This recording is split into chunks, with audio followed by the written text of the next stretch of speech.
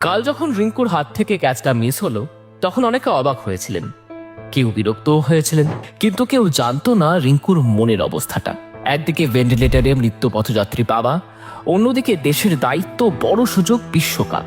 যে স্বপ্ন পূরণ করতে বাবা আপ্রাণ লড়াই চালিয়েছিলেন, কাঁধে ভারী ভারী গ্যাস সিলিন্ডার নিয়ে লোকের বাড়ি বাড়ি পৌঁছে দিতেন, আজ সেই স্বপ্ন যখন যাপন করছিলেন রিঙ্কু, তখন অন্যদিকে মৃত্যুর সাথে পাঞ্জা লড়ছিলেন তার বাবা।